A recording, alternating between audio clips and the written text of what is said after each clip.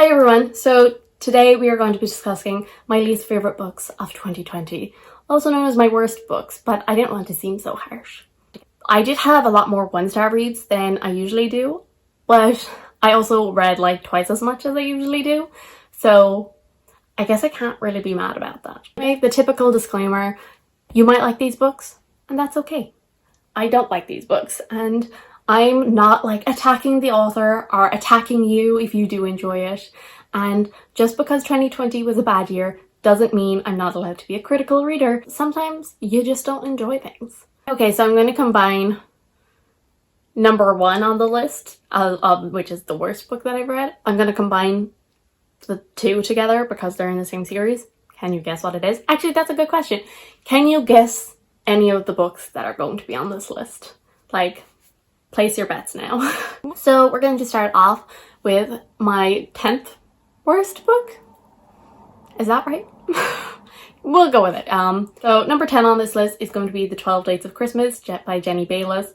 I actually didn't realize this was going to be on this list, otherwise I would not have included it on my disappointing reads, but I did not count correctly, which I'll link disappointing and surprising reads down below. 12 Dates of Christmas follows Kate, who just wants to find romance and it just never seems to work for her, and so she signs up for a dating site which is doing 12 dates before Christmas. I gave this a 2 out of 5 stars, so it's not like horrendous, it's not a 1 star, but I was just bored by this. That is honestly all I can say about it. Like, there wasn't anything horrible about this book.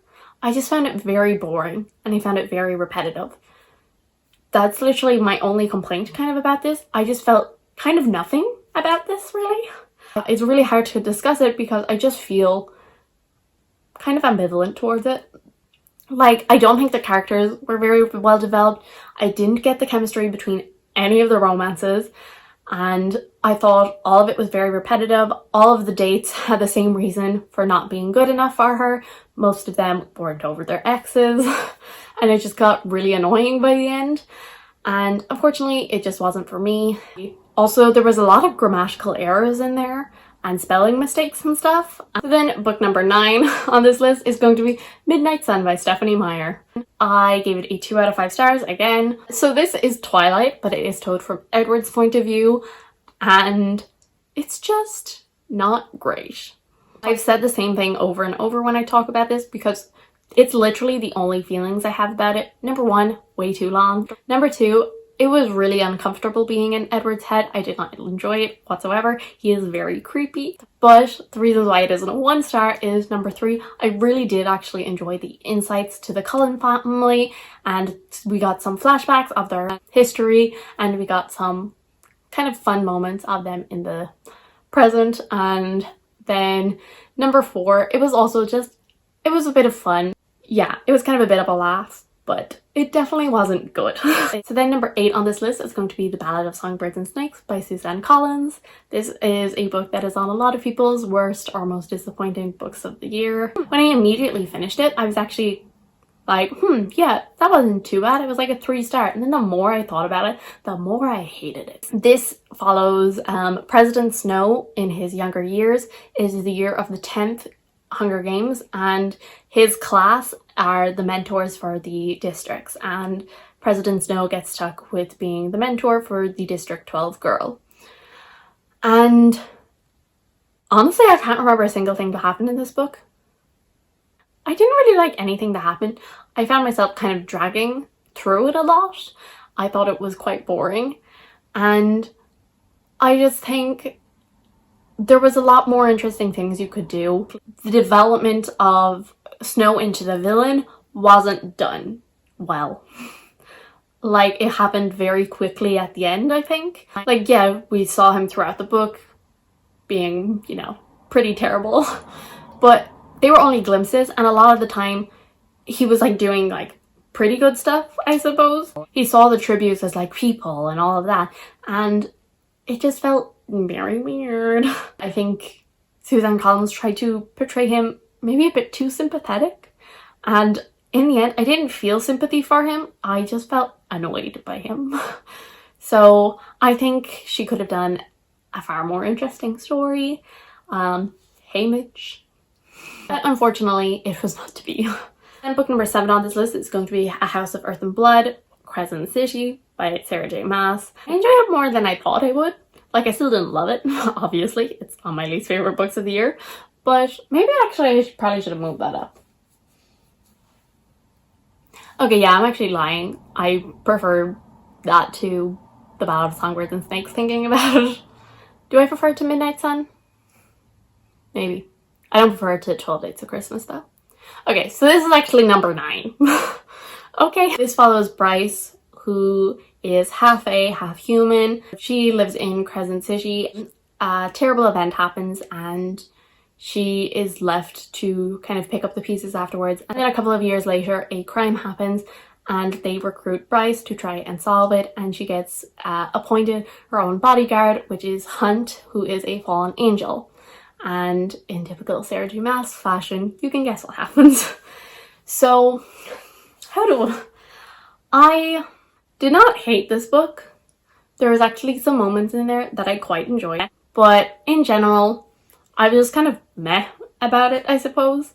I did not like Bryce. I thought she was the exact same as Selena from Throne of Glass. It follows the exact same plot and the exact same like plot twists and all of that happen all of the time, and I just don't like it. Do something different, please. Don't just always have the exact same plot. I could guess from the very beginning what was going to happen. I didn't actually mind the romance in it. I liked that so far, but also Sarah J Maas never lets her characters stick with the first person that they're with in her books. So he's going to have a personality transplant, I'm sure, in the second book or the third book or whatever many books there's going to be. He's going to have a personality transplant and turn into a terrible person, and then she's going to introduce someone who's totally better, who's actually not, because that's what Sarah J Maas does. There were some moments in there that I quite enjoyed, and I hope I'm not going to continue with the series, but I am not opposed to reading Sarah J Maas in the future if she stops writing about fairies. I just don't like the way she writes them. I didn't enjoy the world building in here. It was very messy. There was a lot of info dumping at the start, and then despite all of this info dumping, I still didn't understand how the world worked. I do think the writing was better than in the Throne of Glass books, but still there was an insane amount of M-dashes in there. Like, that woman loves them. And I do think there was kind of some unnecessary details here and there. I do think she sometimes goes a bit overboard with descriptions. The plot was okay. It was pretty predictable in my opinion, but it was fine. And the characters were actually my favorite part of it, which is surprising. So I didn't like Bryce, but I didn't mind Hunt. I did like Bryce's half-brother. I liked actually a lot of the side characters. Unfortunately, we didn't get too much of the side characters, but what I saw of them, I actually really enjoyed them. And I'm really hoping that Sarah J Maas will continue to build the kind of family relationships in this book between like Bryce and her mother, and also between like Bryce and her half-brother, because I think that's really interesting. Because I actually quite enjoyed that, and I think she was doing a better job than she has in previous books of like building family relationships.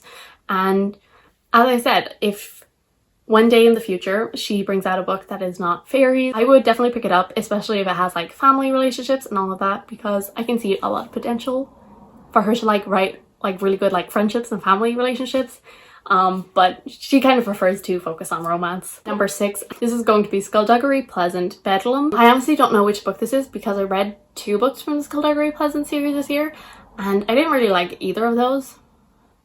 But this one was worse, but I can't remember why it was worse. I can't remember a single thing that happened in this book. I read it back in like May, and it just wasn't good. So the Skullduggery Pleasant series is a series from my childhood. I love that series growing up, even though I stopped when I got to the really big books because I was like no.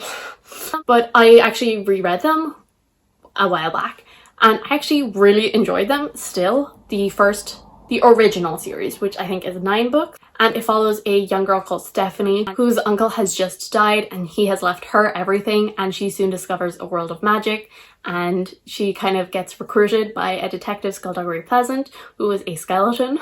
and she kind of becomes like his apprentice nearly, and the two of them have to try and like save the world in every book, and it's a lot of fun.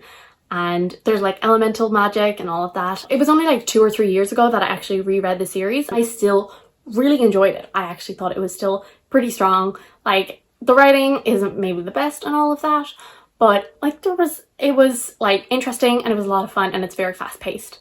And it's kind of nearly, maybe like the early books are kind of like middle grade, and then it kind of gets into YA maybe, but it's kind of younger YA, I would say. And then Derek Landy, who wrote the series, decided to start the series up again, I suppose. And the first book that he came out with, I think, was it Resurrection or something?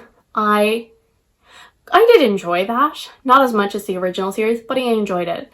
And I think we're up to like 14 now, and I just don't like that. I honestly cannot tell you what that book was about or what happened in it that I didn't like it.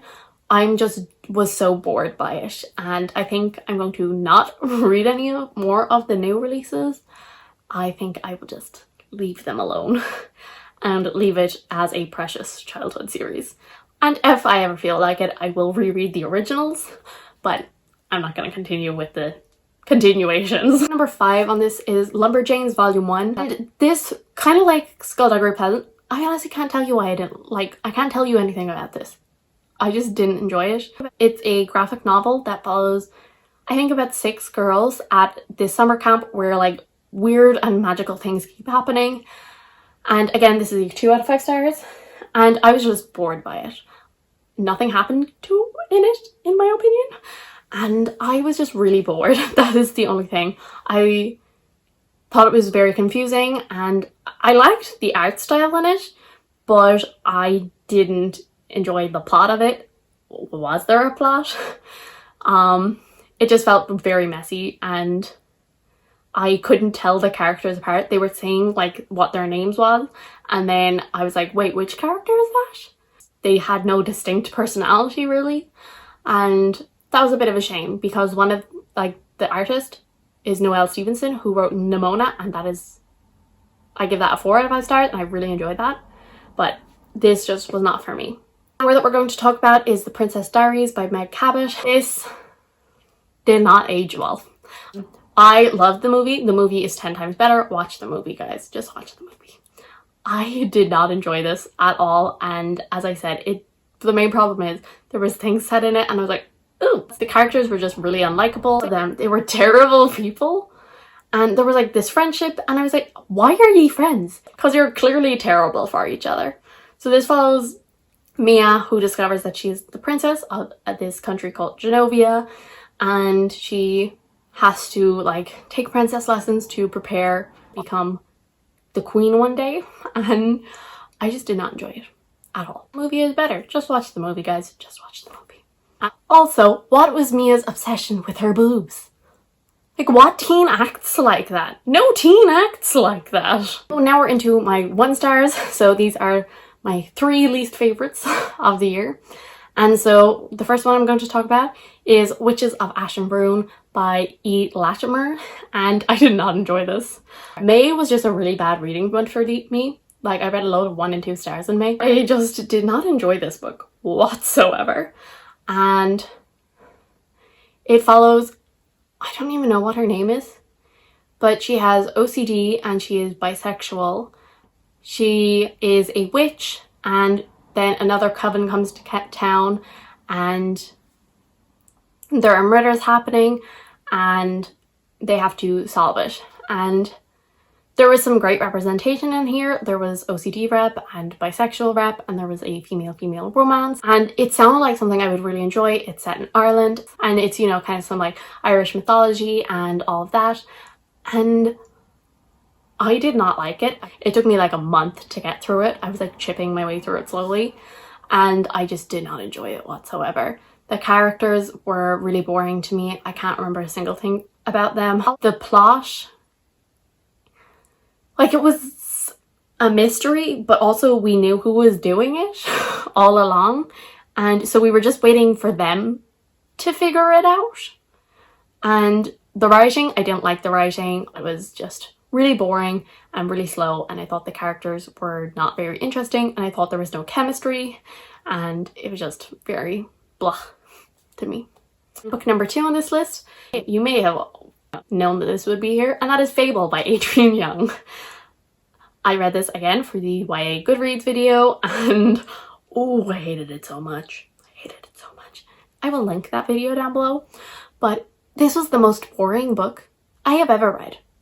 Ever. Not a single thing happened in this book. Not a single thing. Not a thing. The characters were so bland. The relationship came out of nowhere. There was no chemistry. I did not enjoy that. The characters' motivations made no sense. The plot, nothing happened. They literally sailed from one place. Nothing happened there. And then they set sail again. And it was all set up for the next book. All of it. Every single bit of it was set up for the next book. And I'm not reading the next book. The world building was really poor. There was none. Supposedly there's magic. I don't understand what that magic is. I think it has something to do with stones and being able to tell their value or something, maybe. I don't know. We didn't get to see any of that. And the writing, supposedly, everyone keeps saying how beautiful and lyrical the writing is, and I don't see it. I don't get it. Also, the sun keeps moving. I did not like this book. I did not like Fable, and I did not like anything in this book. And that's not even my worst book of the year. Can you guess what the worst book is going to be, though? The two of them I've combined together into one. And that is going to be Stalking Jack the Ripper and Hunting Prince Dracula by Kerri Maniscalco. I did not enjoy these at all.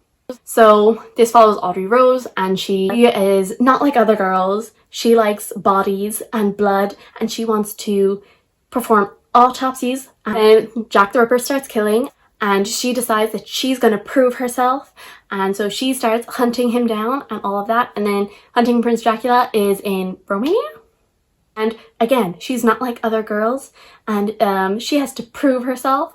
She's not like other girls, but she puts other girls down because they're boring and they like dresses and tea parties. Audrey Rose was so annoying. I did not like her at all, because I don't mind not being I'm different, as long as they're like not putting other women down, and Audrey definitely was. Thomas is so annoying. He got on my nerves so much. He is just a discount Sherlock. Can you not come up with your own original character? Obviously not. The plot was so bad. I guessed it from the beginning, what was happening and who it would be. It was really the characters that I absolutely despised, and I thought that it was very predictable.